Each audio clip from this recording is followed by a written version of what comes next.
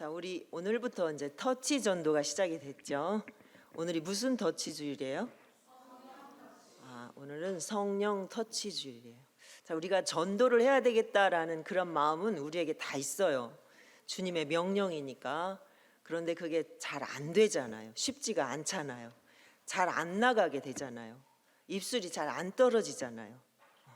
그래서 우리가 정말 전도를 하고 싶은 마음이 그냥 이 안에서 일어나고 전하지 않으면 견딜 수 없는 마음, 그것이 우리 안에 있어야 복음을 전하니까. 그래서 오늘은 성령님이 우리 안에서 충만히 임하셔야 그 일이 일어날 수 있는 일이기 때문에 오늘은 오순절 성령 임하신 그 내용을 말씀을 나누고자 합니다. 자, 오늘 본문, 우리가 읽은 본문은 이제 성령이 다락방에 최초로 임하신 그런 사건을 기록하고 있죠. 자, 그로 인해서 다락방이 기독교의 탄생의 산실이 되었다고 할 수 있습니다. 성경학자들은 이 다락방이 마가 요한의 다락방이다 이렇게 해석을 하죠. 마가 요한의 다락방은 예수님께서 유대인들에게 잡히시기 전에 마지막으로 제자들과 함께 성만찬을 했던 그러한 식사 장소이기도 합니다. 그러니까 이 다락방은 최초의 성만찬을 한 그러한 다락방이라고 할 수 있습니다. 자, 성령이 임하신 때는 언제예요?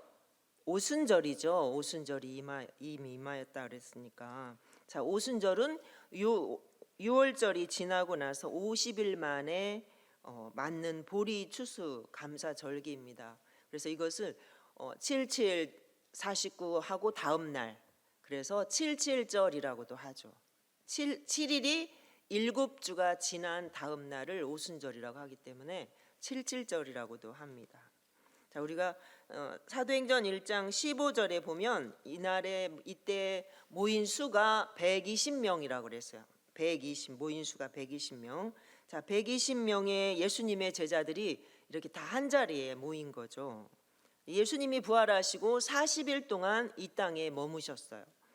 그리고 감람산에서 승천을 하셨죠. 그때 많은 예수님의 제자들이 예수님을 따라갔어요. 고린도전서 15장 6절에 보면 500여 성도가 일시에 예수님께 이렇게 일시에 주를 보았다, 예수님이 승천하시는 모습을 보았다 이렇게 기록돼 있죠. 그러니까 이 500명의 숫자는 예수님이 승천하실 때 감람산까지 따라갔다고 할 수 있겠죠. 이때 예수님께서 500여 명에게 약속하신 말씀이 있습니다. 그게 오늘 사도행전 1장 4절 5절인데요. 한번 읽어볼까요? 4절 5절 다 같이 시작. 사도와 함께 모이사 그들에게 분부하여 이르시되 예루살렘을 떠나지 말고 내게서 들은 바 아버지의 약속하신 것을 기다리라. 요한은 물로 세례를 베풀었으나 너희는 몇 날이 못되어 성령으로 세례를 받으리라. 아멘. 또 7절 8절 볼까요? 이르시되 때와 시기는 아버지께서 자기의 두셨으니 너희가 알 바 아니요 오직 성령이 너희에게 임하시면 너희가 권능을 받고 예루살렘과 온 유대와 사마리아와 땅 끝까지 이르러 내 증인이 되리라 하시니라. 아멘. 자, 예수님은 이 말씀을 남기신 후에 천사들의 호의를 받으면서 그렇게 승천을 하셨습니다. 자, 예수님을 떠나보낸 제자들은 얼마나 허탈했을까요?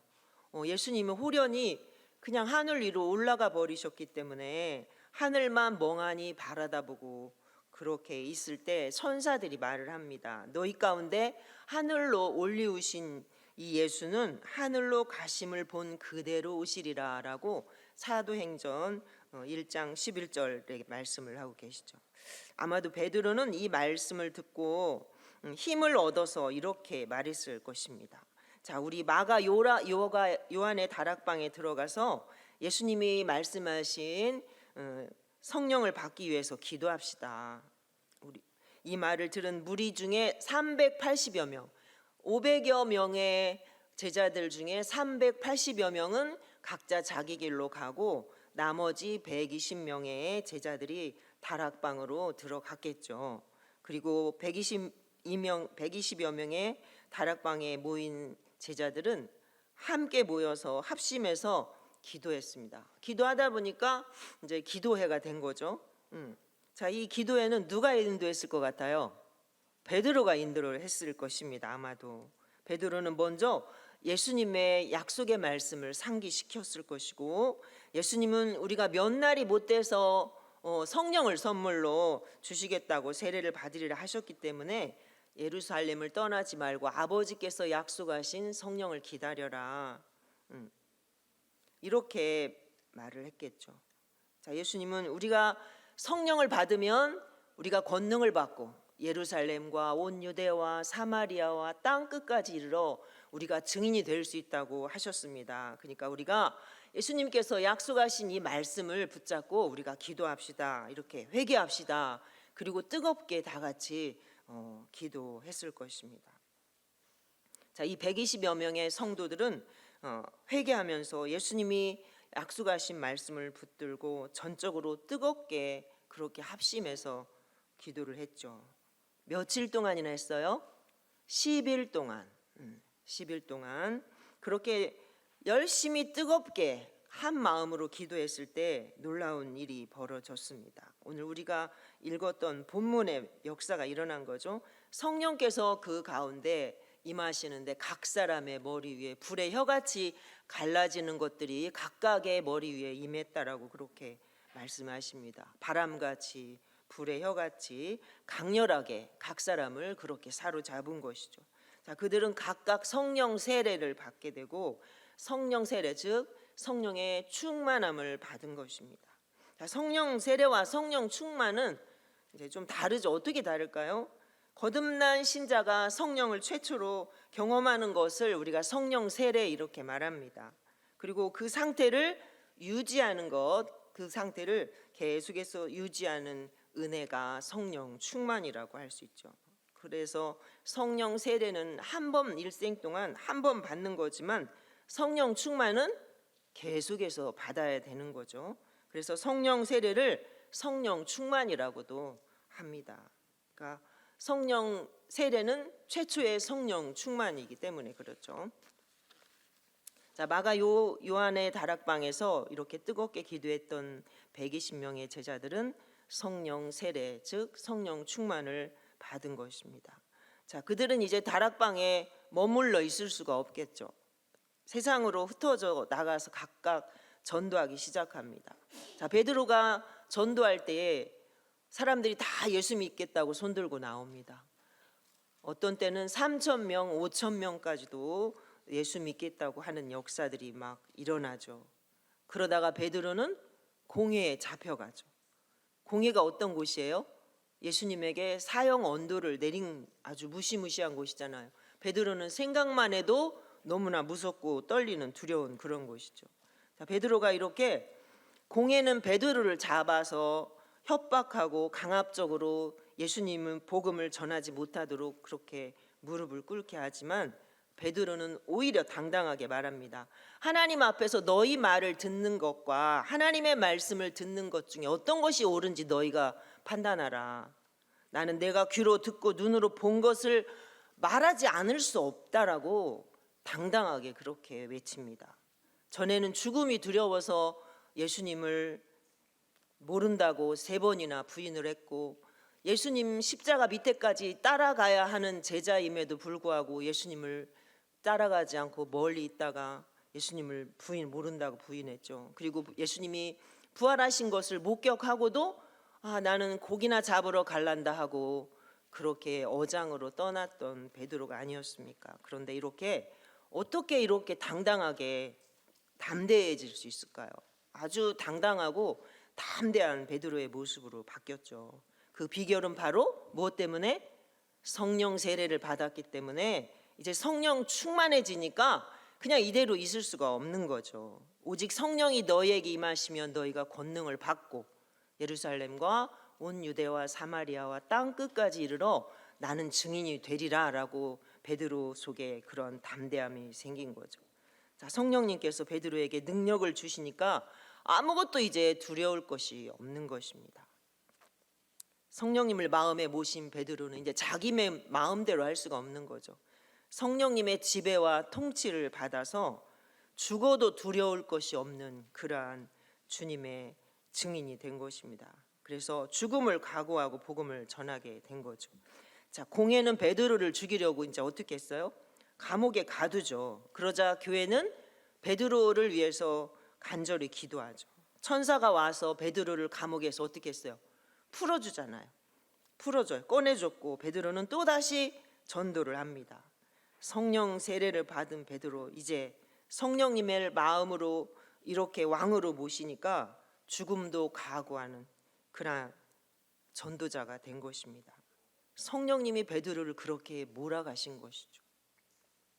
자, 전에는 베드로가 제자였지만 이제는 증인이 된 것입니다. 제자는 예수님을 배우며 본받고 그렇게 따르는 사람이지만 목숨까지 바쳐서 예수님을 전하지는 못합니다. 그러나 증인은 죽음을 각오하고 예수님을 전하죠. 이것이 제자와 증인의 차이인 것입니다. 우리가 제자 훈련을 다 받았잖아요. 거의 받았습니다. 그런데 베드로처럼 우리가 나가서 복음을 목숨 걸고 전하는 그러한 증인은 우리에게 없잖아요. 제자는 배우고 본받고 따르지만 이렇게 목숨까지 걸지는 못한다는 것입니다. 베드로는 이제 제자에서 증인이 된 것이죠. 자, 이런 사람들을 세상 사람들은 뭐라고 말해요? 세술에 취했다 이렇게 말하죠. 성경에 보면 성령께 취하고 또 성령께 잡힌 바가 되는 거죠. 우리 에베소서 5장 18절에 생각나나요 말씀? 술 취하지 말라 이는 방탕한 것이니 오직 성령으로 충만함을 받으라. 술에 취하면 사람이 술의 지배를 받기 때문에 자기 의지대로 행동을 할 수가 없죠. 술이 사람을 지배하기 때문에 성령 충만을 하면 성령께서 그 사람을 지배하기 때문에 성령이 이끄시는 대로 생각하며 행동을 하게 됩니다. 그래서 성령을 받으면 권능을 받고 함께 받고 예수님의 증인이 되어서 전도의 도구로 쓰임을 받게 되는 것이죠. 지금은 돌아가셨는데 박훈영 목사님의 영성으로 성령 세례 체험학이라는 그 책에 보면 성령 세례를 받기 위한 성지순례 그 기도가 소개되어 있습니다. 마가 요한의 다락방에서 성령을 기다리며 120명이 기도했던 그 모델을 가지고 그것을 근거로 해서 이제 정리한 내용인데요. 그 첫 번째가 그렇습니다. 첫 번째, 자, 골고다 언덕 십자가 밑으로 나아가는 심정으로 회개해야 된다. 자, 인간은 십자가 밑에 나가면 무릎을 꿇게 되고 기도하게 되는 심성이 있죠. 거기에서는 지난날 나의 잘못을 회개하게 되는 것입니다. 회개는 성령 세례를 받기 위한 처음 단계라고 할 수 있습니다. 성령으로 뜨겁게 성령을 체험한 사람들의 고백을 보면, 간증을 보면 다 내가 하나님 앞에 내 죄를 철저하게 회개하고 났더니 성령이 내게 임하셨다라고 그렇게 고백을 합니다. 그래서 성령을 경험하고 싶다면, 성령을 충만하게 받고 싶다면 여러분 회개하십시오. 하나님 앞에 나의 모든 죄, 지난날 내가 지었던 모든 죄, 오늘 또 내 안에 있는 나를 괴롭히고 다른 사람을 힘들게 하고 하나님 앞에 가까이 하지 못하게 방해하는 그런 요소들을 하나님 앞에서 다 회개해야 되는 것입니다. 베드로는 이렇게 설교를 했습니다. 베드로가 이르되, 너희가 성령을 받고 나서 사람들에게 전한 거죠. 너희가 회개하여 각각 예수 그리스도의 이름으로 세례를 받고 죄 사함을 받으라. 그리하면 성령을 선물로 받으리니라고 그렇게 이야기를 하죠. 회개는 성령을 받기 위한 절대 조건인 것입니다. 마가 요한의 다락방에 모인 120명의 제자들은 모두가 다 회개를 했습니다.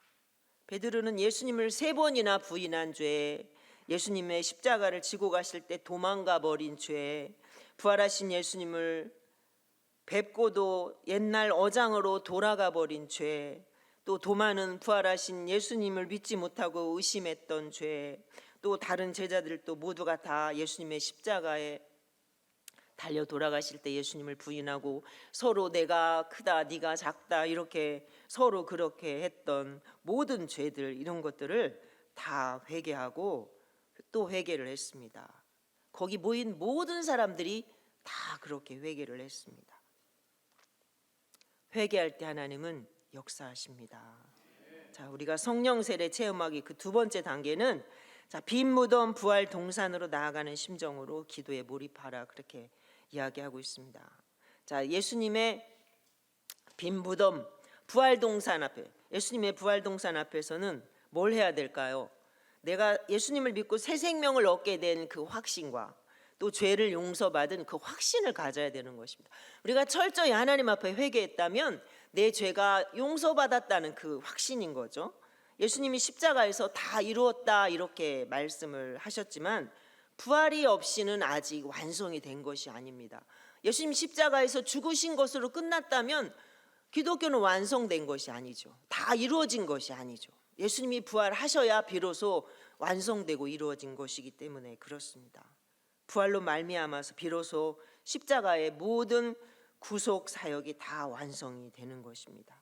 십자가에서 회개했다면 이제 부활의 빈 무덤 앞에서는 하나님께서 나에게 주신 영생의 확신과 또 회개한 죄를 용서받은 그 확신을 가지고 주님 앞에 그렇게 기도해야 되는 것입니다.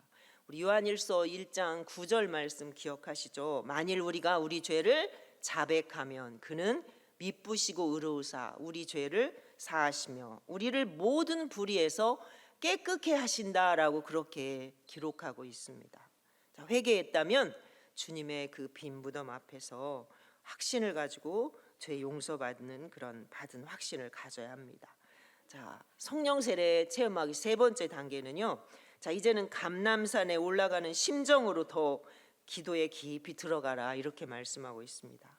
자, 감람산은 예수님이 승천하시기 전에 성령 세례를 주시겠다고 약속하신 곳이죠. 자, 세례 요한은 그는 성령과 불로 너희에게 세례를 베푸실 것이요라고 이렇게 예언을 하죠. 그리고 예수님은 승천하시기 전에 친히 성령으로 세례 주신다라고 또 다시 한번 확실하게 제자들에게 약속을 하셨습니다. 자, 예수님은 신실하신 분이잖아요. 하나님의 말씀은 분명히 이루어지잖아요. 주님의 입에서 나온 말씀은 다 이루어지는 것입니다.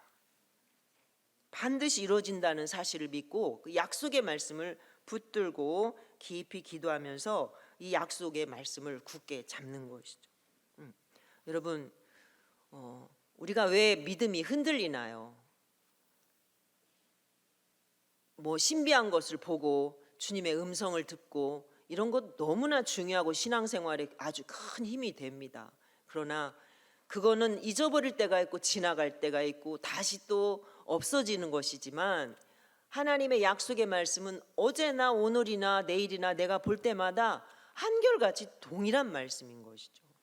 주님이 문서로 이렇게 기록해 주신 약속의 말씀은 절대로 변하지 않습니다. 사람에 따라서 이렇게 말씀하시고 어떤 사람에게는 이렇게 말씀하시고 또 다른 사람에게는 또 다르게 말씀하시는 말씀이 아니라 모두에게 누구에게나 동일하게 말씀하시는 하나님의 말씀이기 때문에 그 말씀을 붙잡는 것이 더 확실하고 정확하다는 사실을 여러분 기억을 하시기 바랍니다. 자, 네 번째 마지막으로 성령 세례 체험하기 네 번째 단계는 다락방에 들어간 심정으로 성령을 부어달라고 간절히 부르짖어 기도하라, 그렇게 이야기합니다. 자, 누가복음 11장에 보면 너희가 악할지라도 자식에게 좋은 것을 자식에게 줄 알거든 하물며 너희 하늘 아버지께서 구하는 자에게 성령을 선물로 주시지 않겠느냐, 이렇게 말씀을 하십니다. 예수님의 약속대로 하나님 아버지는 구하는 자에게 성령을 다 주십니다. 어떤 자에게 주시나요? 간절히 사모하는 자에게 주시는 거죠. 그러므로 성령 세례를 바라는 성도들은 하나님께 예수님이 약속하신 성령을 부어달라고 간절히 기도해야 됩니다. 그러면 구하는 자에게 예수님이 약속하신 대로 하나님 아버지는 반드시 성령 세례를 주십니다. 이번 주 한 주간은 성령 터치 주간, 성령 터치 주간. 그래서 이번 주 한 주간에 특별히 우리가 하나님 저에게 정말 저도 전도하고 싶습니다. 그런데 제 힘으로 절대 안 됩니다. 그러니까 저에게 성령 충만함을 부어주셔서 전도할 수 있도록, 누구 전할 사람은 많은데 전해야 될 사람은 많은데 이거 안 됩니다. 하나님 저에게 성령을 충만히 부어주십시오. 그래서 저도 이렇게 전도할 수 있게 해달라고, 우리가 전도하기를 위해서 간절히 성령 받기를 사모하고 충만하기를 사모한다면 하나님이 안 주시겠습니까? 네, 반드시 주실 것입니다. 자, 마가 요한의 다락방에 들어간 120명은 열흘 동안 성령 세례를 부어달라고 간절히 기도했고, 열흘 만에 드디어 모두가 다 그렇게도 사모하던 약속받았던 성령 세례를 직접 받았던 것입니다. 그들은 다락방을 박차고 나가서 예수 그리스도의 십자가의 부활을 증거했습니다. 순교를 각오하고 모두가 다 그렇게 복음을 전했죠. 제자들이 이제 비로소 어떤 사람이 되었어요? 증인들이 되었던 것입니다. 자, 베드로는 예수님이 너는 내가 사람 낚는 어부가 되게 해주겠다라고 말씀하셨습니다. 그러나 제자로 있을 때는 단 한 명의 사람에게도 복음을 전하지 못하고 단 한 명도 전도하지 못했지만 성령을 충만히 받게 되니까 3,000명, 5,000명을 전도하고 목숨을 내놓고 복음을 전하는 그런 전도자의 삶을 살 수가 있었습니다. 비로소 예수님이 부르신 사람 낚는 어부가 된 것이죠. 그 어부의 사명을 감당하게 된 것입니다. 자, 오늘 예수님께서도 우리에게 말씀하십니다. 오직 너희에게 성령이 임하시면 너희가 권능을 받고 어디든지 너희가 원하는 곳에 누구에게든지 나가서 증인이 되리라, 이렇게 말씀을 하십니다. 여러분, 우리가 모두가 다 성령 한 주간 동안 뜨겁게 성령을 체험하고, 우리도 이제는 제자, 우리는 다 예수님의 제자잖아요. 우리는 이미 다 예수님의 제자입니다. 그러나 제자에 머물지 않고 이제는 내가 성령으로 충만해져서 모두가 다 예수님을 증거하는 그러한 증인의 삶을 살아갈 수 있기를 간절히 기대합니다. 자, 우리 시간에는 하나님 우리에게 성령을 뜨겁게 부어주셔서 우리도 다 전도할 수 있게 해주십시오. 내 친구 아무개도 예수님 믿어야 되고, 우리 집 식구, 내 동생, 우리 누구, 우리 부모님 누구 엄청 많잖아요. 많죠, 여러분? 오늘 사실은 다 이렇게 전도 대상자 적어내야 되는데 제가 주보에 적어서 오늘 제출하십시오 안 넣었죠? 안 나왔죠?